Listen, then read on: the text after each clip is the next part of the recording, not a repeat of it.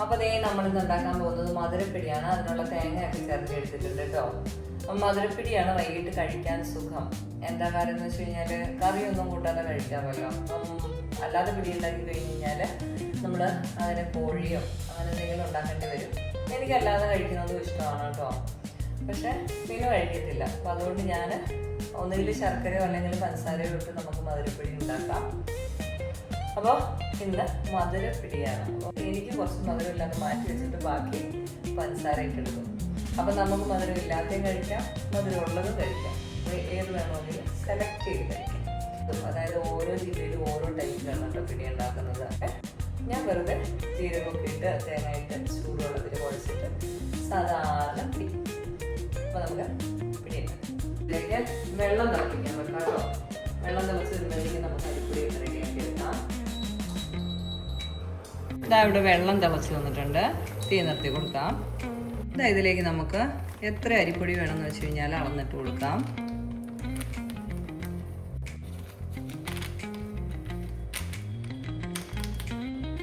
ഞാൻ കണക്കൊന്നും നോക്കാറില്ല കേട്ടോ. ഞാൻ അങ്ങനെ ഇടാറേ ഉള്ളൂ. വീഡിയോ എടുക്കുന്നതുകൊണ്ട് അളക്കുന്നതാണ്. വറുത്ത് വെച്ചിരിക്കുന്ന അരിപ്പൊടിയാണ്. അപ്പപ്പൊടി, ഇടിയപ്പപ്പൊടി ഒക്കെ യൂസ് ചെയ്യും. ഇതാ 2 ഗ്ലാസ് അരിപ്പൊടി എടുത്തിട്ടുണ്ട്. അതിലേക്ക് 1 സ്പൂൺ ഉപ്പ്. അരി കുതിർന്ന് പൊങ്ങി വരും കേട്ടോ, വറുത്തതായതുകൊണ്ട്. നല്ലവണ്ണം മിക്സ് ചെയ്ത് കൊടുക്കാം. ഉള്ളി ചതച്ചിടേണ്ടവർക്ക് ഉള്ളി ചതച്ചിടാം കേട്ടോ.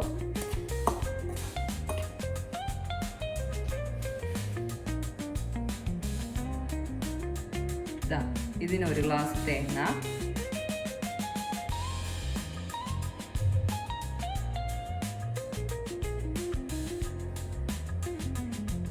നിറച്ച് തേങ്ങ ഇട്ട് കൊടുക്കുന്നുണ്ടേ.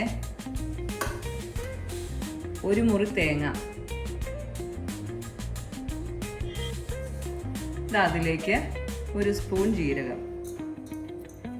നല്ലവണ്ണം മിക്സ് ചെയ്തെടുക്കാം.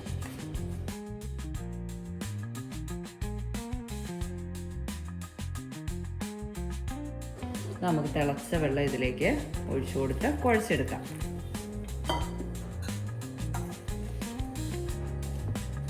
വെള്ളത്തിൻ്റെ കണക്കറിയത്തില്ലാത്തവർ ഇങ്ങനെ കമത്തി ഒഴിക്കരുത് കേട്ടോ. കുറേശ്ശെ ഒഴിച്ച് കുതിർത്തിയെടുത്ത് ശരിയാക്കിയെടുക്കാം.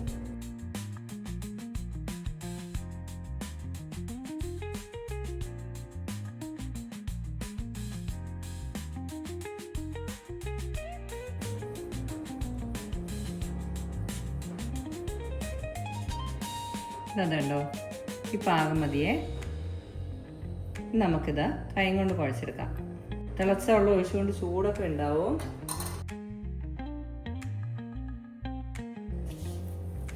അധികം പശയില്ലാത്ത അരിപ്പൊടിയാണെങ്കിൽ നല്ല ക്ലീൻ ആയിട്ട് കുഴഞ്ഞു കിട്ടും കേട്ടോ.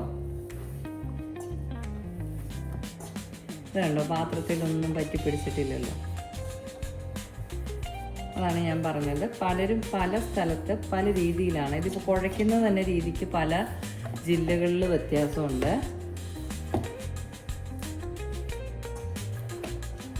അടുപ്പത്ത് വെള്ളം തിളച്ചുകൊണ്ടിരിക്കുമ്പോൾ അതിലേക്ക് പൊടിയിട്ട് കുഴയ്ക്കുന്നവരുണ്ട്. ഇടുക്കിക്കാർ പിടി ഉണ്ടാക്കുന്നത് ഇങ്ങനെയാണ് കേട്ടോ. ഇടുക്കിക്കാരുടെ പിടി. വീട്ടിലുണ്ടാക്കുന്നതിൽ ഉള്ളിയൊന്നും ഇടാറില്ല കേട്ടോ. മറ്റുള്ളവർ ഇടുമെന്ന് എനിക്കറിയില്ല. ഇത് തേങ്ങാപ്പാൽ പിഴിഞ്ഞൊഴിച്ചിട്ടാണ് പാൽപ്പിടി ഉണ്ടാക്കുന്നത്. ഇതിപ്പോൾ പാൽപ്പിടിയല്ല, ജസ്റ്റ് മധുരപ്പിടി. ഇനി ഇതിലേക്ക് കുറച്ച് പൊടി മാറ്റി വെച്ചിട്ടുണ്ട് കേട്ടോ. വറുത്ത പൊടിയായതുകൊണ്ട് ഞാൻ പിന്നെ വറക്കുന്നൊന്നുമില്ല. വേണമെങ്കിൽ ഒന്നുകൂടെ വറുത്തെടുക്കാം. ഇത് ചെറിയ പിടിയുടെ ഷേപ്പിൽ ഉരുട്ടിയെടുത്തിടാം.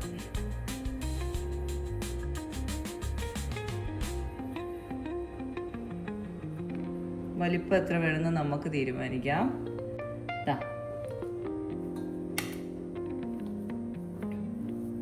ചിലർ അരി വറുത്ത് പൊടിച്ചിടും, അതിലിട്ട് ഇതുപോലെ പുരട്ടിയെടുക്കും കേട്ടോ.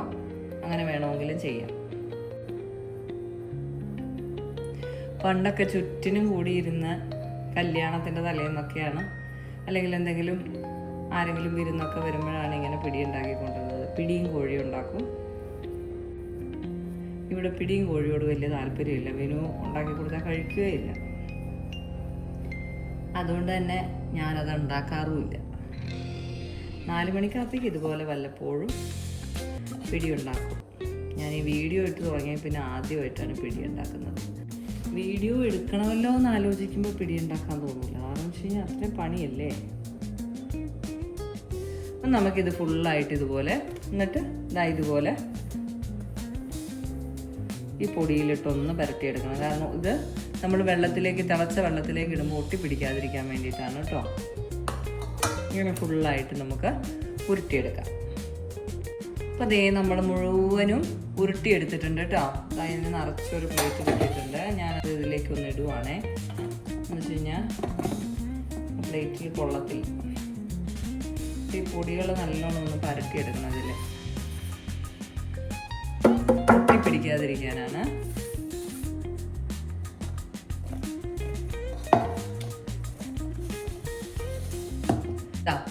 പിടി റെഡി ആയിട്ടുണ്ട്. ഇനി നമുക്കിതിന് വെള്ളം തിളപ്പിച്ചെടുക്കാവേ. നേരത്തെ തിളപ്പിച്ച വെള്ളം തന്നെ ഒഴിച്ചു കൊടുത്ത് നല്ലവണ്ണം തിളപ്പിച്ചെടുക്കാം. ഇതിലേക്ക് കുറച്ച് ജീരകം ചതച്ചത്, 2-3 ഏലക്കായ ഇടിച്ചതും കൂടി ഇട്ട് കൊടുക്കാവേ.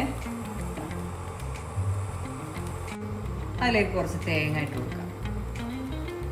ഓൾറെഡി അതിലിട്ടിട്ടുള്ളതുകൊണ്ട് നമ്മൾ ഇതിൽ കുറച്ചിട്ടാൽ മതി കേട്ടോ. ആ വെള്ളമൊക്കെ നല്ലവണ്ണം തിളച്ച് വന്നിട്ടുണ്ട്. പിടി ഇട്ട് കൊടുക്കാം.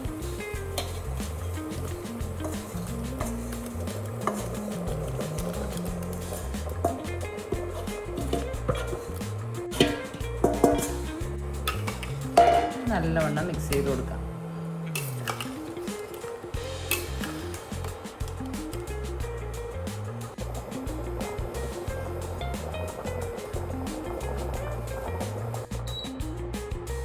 ഞാൻ ഈ അടുപ്പ് മാറ്റുവാണ് കേട്ടോ.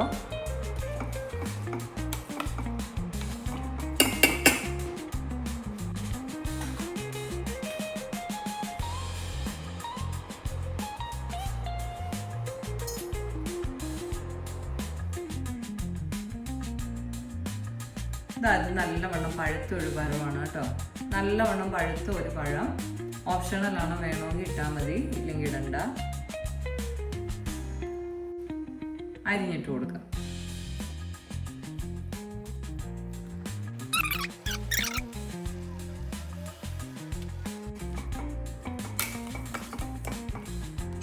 പഞ്ചസാര ഞാൻ അവസാനം ഇടുള്ളൂ. ഒന്ന് നല്ലവണ്ണം കുറുകി വന്നു കഴിയുമ്പോൾ അതിലേക്ക് കുറച്ച് മാറ്റിയിട്ട് പഞ്ചസാര ഇട്ട് കൊടുക്കും കേട്ടോ. നല്ലവണ്ണം തിളച്ച് വരട്ടെ കേട്ടോ. ഇത് അടുപ്പത്ത് മാറ്റിയോണ്ടാണ് കേട്ടോ തിളയ്ക്കാതിരിക്കുന്നത്. അതിൽ നല്ല തീയാണ്. ഇതിപ്പോൾ നമ്മൾ സാധാരണ സ്റ്റൗവിലാണ് വെച്ചേക്കുന്നത്. അപ്പോൾ തിളച്ച് വരാൻ ഇച്ചിരി സമയമെടുക്കും. ഇതുപോലെ പതിയെ തുറന്ന് മൂടി വെച്ച് കൊടുക്കണം കേട്ടോ, അല്ലെങ്കിൽ തിളച്ച് പോകും.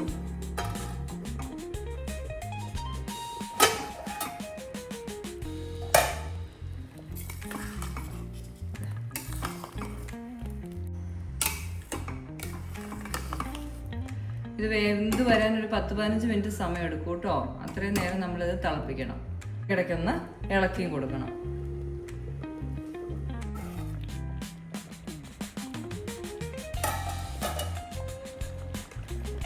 ഇതിൽ നിന്ന് കുറച്ച് കോരി മാറ്റാണ് കേട്ടോ.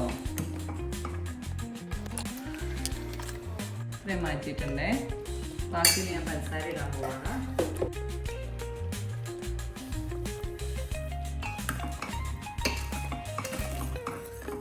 പഞ്ചസാരയും കൂടെ ആകുമ്പോൾ കുറച്ചുകൂടി വെള്ളമാകും കേട്ടോ.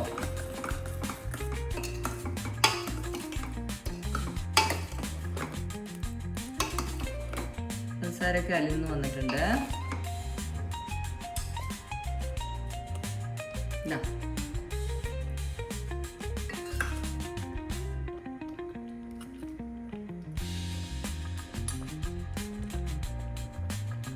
സൂപ്പറായിട്ട് വന്നിട്ടുണ്ട് കേട്ടോ.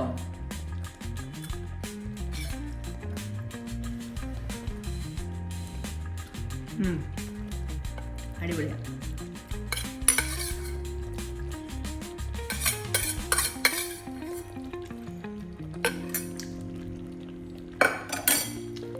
പാകത്തിന് വെന്ത് വന്നിട്ടുണ്ട്.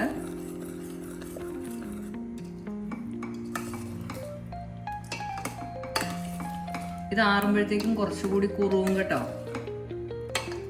അപ്പം നമുക്ക് തീ നിർത്തി കൊടുക്കാം. ഇതിപ്പോൾ കുറച്ച് വലിപ്പത്തിലാണ് ഞാൻ ഉരുട്ടിയേക്കുന്നത്. കുറച്ചുകൂടി ചെറുതാക്കി ഉരുട്ടിയാൽ പെട്ടെന്ന് കുറച്ചുകൂടി വെന്ത് കിട്ടും. പിന്നെ ചിലർ ആവിക്ക് വെച്ച് വേവിച്ചിട്ട് വീണ്ടും ഇങ്ങനെ ഉണ്ടാക്കുന്നവരുണ്ട്. അങ്ങനെ വേണമെങ്കിലും ചെയ്യാം. പലതും പല സ്ഥലത്ത് പല രീതിയാണല്ലോ. മധുരപ്പിടി റെഡി.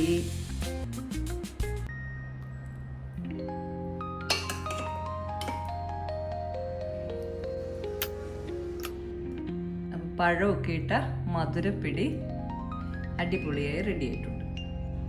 ഏത് ടൈപ്പിൽ വേണമെങ്കിലും പിടി ഉണ്ടാക്കിയിട്ടുണ്ട്. ഇത് വേണേ കഴിക്കാം, ഇത് വേണേ കഴിക്കാം. ഇത് മധുരമുള്ളത്, ഇത് മധുരം ഇല്ലാത്തത്.